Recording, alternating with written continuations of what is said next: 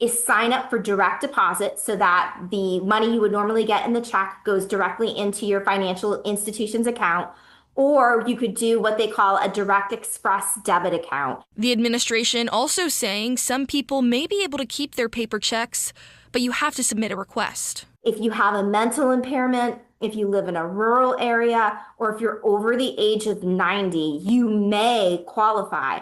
It's not guaranteed, but you would want to put in that qualification, that waiver, as soon as possible. You may still be years away from qualifying for Social Security benefits, but in Maine, the oldest state in the nation, you may know someone who needs to take action. Check in on them, make sure that they're aware, help them out if you can, because again, you don't want anyone to not get the payment on time that they're expecting. For Maine's Total Coverage, I'm Bonnie Bishop.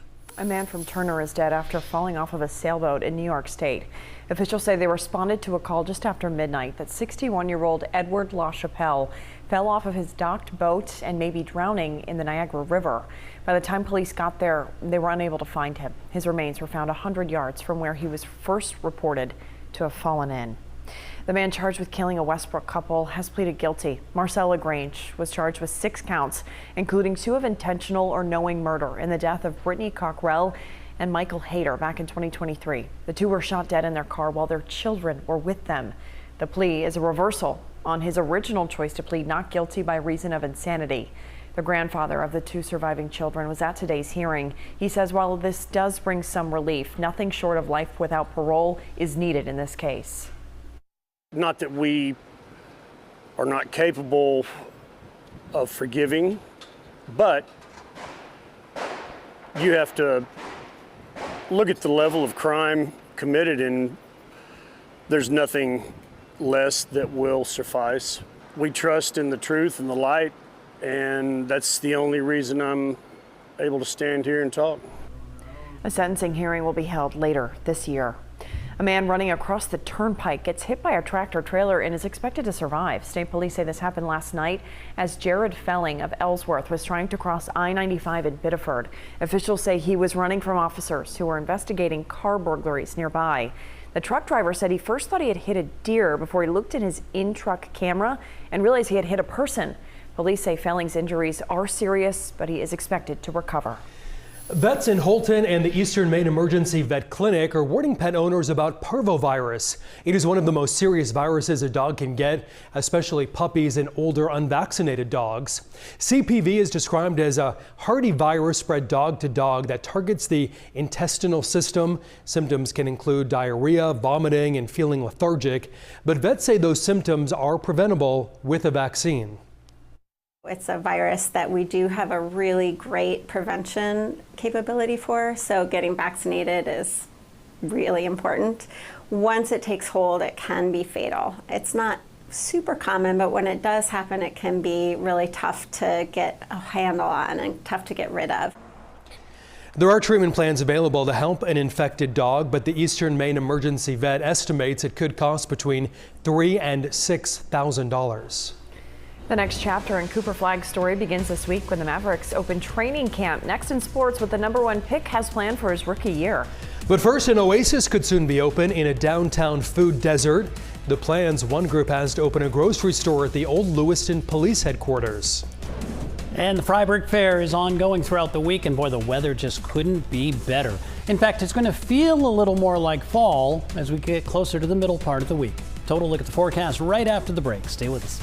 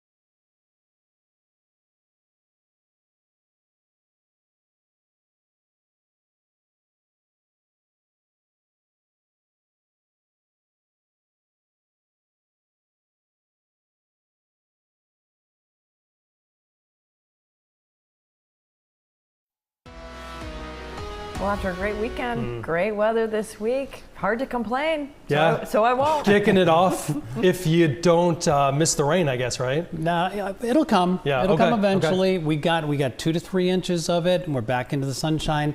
Not going to fix the drought, but we don't make the rain, so we might as well enjoy the sun. Okay, well, permission to enjoy the sun. I like Permission to it. enjoy the sun. If I made the rain, we might have a different discussion, but I don't. Partly cloudy, 73 degrees tomorrow, mostly sunny on Wednesday, 62. Thursday, sunshine, 61. In fact, here's the thing, I don't have any rain in the entire 8-day forecast. So once again, another extended period of dry weather overspreading the area.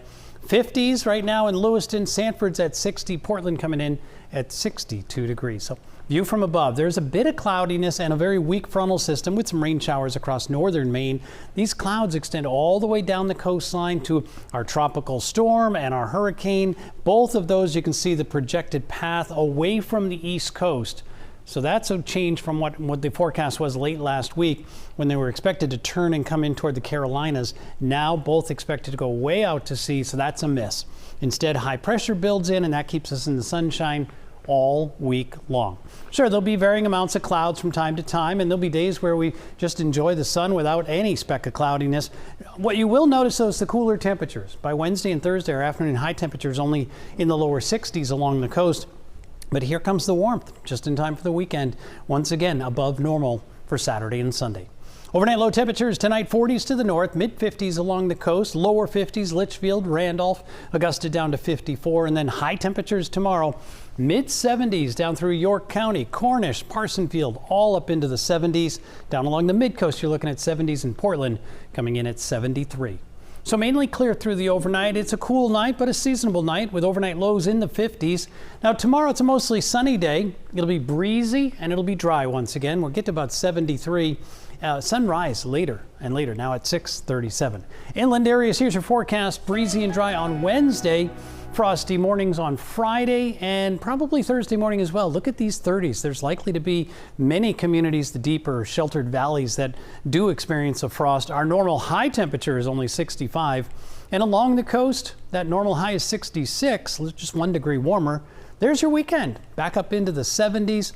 Maine Marathon Sunday looks great. Mid-50s in the morning. Afternoon temperatures in the 70s. Kathleen? Okay, Roger, thank you. What was once a police station could soon be offering groceries. The for-profit group LA Community Market has big plans for the old Lewiston police station right across from Kennedy Park. Artist renderings show a 20,000 square foot supermarket with a cafe and a commercial kitchen. The business will run as a co-op, meaning it will be member-owned and operated. The city believes this will serve as a local food hub for the city's diverse downtown population.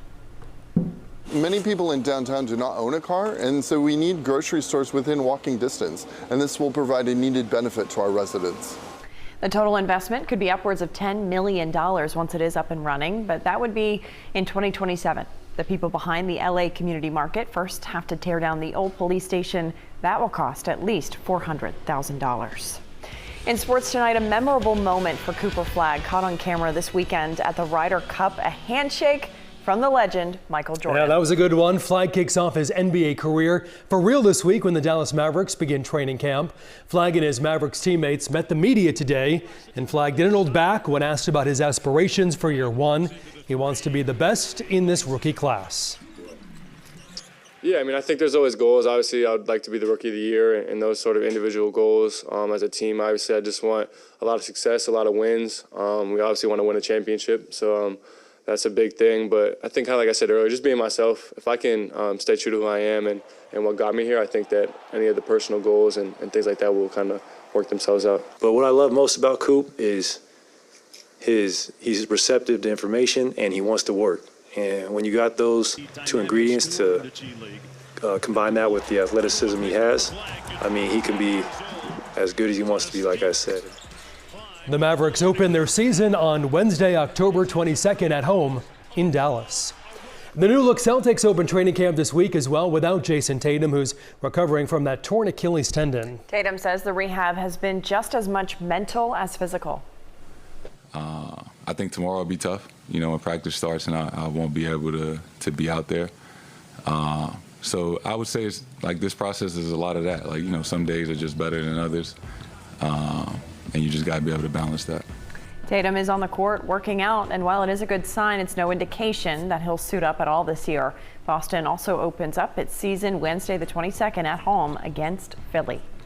Another chapter in the Red Sox-Yankees rivalry will unfold this week as the teams meet in New York for the American League wild card. The best-of-3 series starts tomorrow night in the Bronx. The first pitch is at 6:08. Injury news for the Sox. Lucas Giolito has some elbow discomfort and isn't going to pitch in the series. Brian Bayo goes in Game 2. The team's ace Garrett Crochet pitches tomorrow in Game 1. Treat it like it's another start. I've pitched here twice already this year and faced this lineup 4 times. I don't want to say it's comfortable because it's a tough opposing lineup, but there's a sense of comfort there and just knowing the faces that I'm going to be going up against. Sox won 9-4 against New York this year. Well, Mike Vrabel said it best this morning. The Pats will get a good idea of what they are this week as they take on unbeaten Buffalo on the road next Sunday. The Pats sparked a Marcus Jones punt return touchdown and maybe Drake May's best game as a pro, dominating the Panthers yesterday to even their record at 2-2. Having the momentum, especially at home, it drives everyone. And basically we're like, hey, we started off with that, but now we need to add on from there. So I'm glad, to end up sparking the team and kind of going from there. And that wraps up sports this Monday night. When we come back, runners gearing up for the Maine Marathon this weekend and helping some great causes. The Maine Marathon now less than a week away. Stay tuned to meet the runners and find out why they're racing.